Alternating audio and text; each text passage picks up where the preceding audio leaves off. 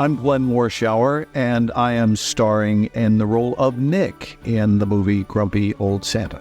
What was it like working with first-time director J.D. Walters? This was Jay's first feature film to direct, and I've had that experience of working with a few directors when it was their inaugural outing, but never one with more heart, never one with more humility, never one with more openness. I want to tell you about a side moment with Kara Rayner.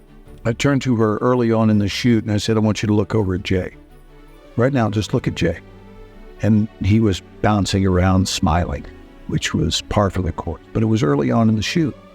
And I said, I want to make you a side wager, which, by the way, she did not accept because she agreed with me. But I said, I'll bet you dollars to donuts that 3 weeks from now, when we're wrapping up this movie, you will have seen no change whatsoever in his demeanor. And this is beautiful because when you know people well and you read people well, you realize that their demeanor is actually quite predictable. This occurs for people that are highly sensitive, people that are connected to the world of feeling. And you can look and really know who someone is and feel their essence like that. So what Jay gave off was love. What Jay gave off was openness. What Jay gave off was kindness. And it seemed to be deeply rooted in the truth. I happen to believe that this is the mark of a godly man.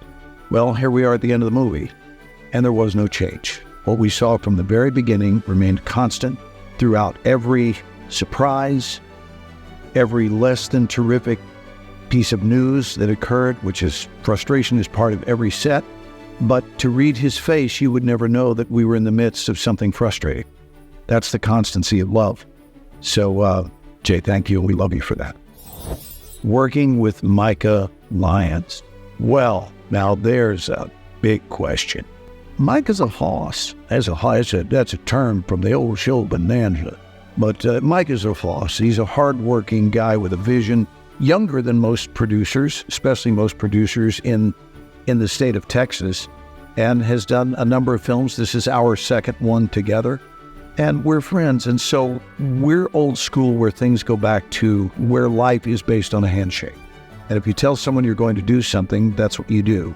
And the calls began, hey, bud, what's up? How are you, buddy? Listen, we're doing this thing.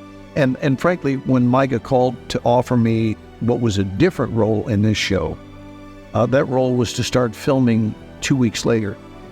And because changes were being made, there was another role which wound up being the leading role that was now available. And I said, if you're up for it, I'd like to play that role, and that will buy you some time to bring in someone else. So we started wheeling and dealing and moving chess pieces around early on, just because that's the business side of show business.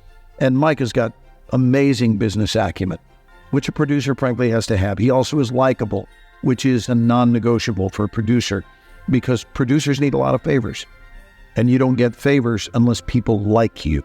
So Mike is an incredibly likable dude, and since you're listening to this, Mike, as I say this, you are a likable dude, my friend, so thank you for everything.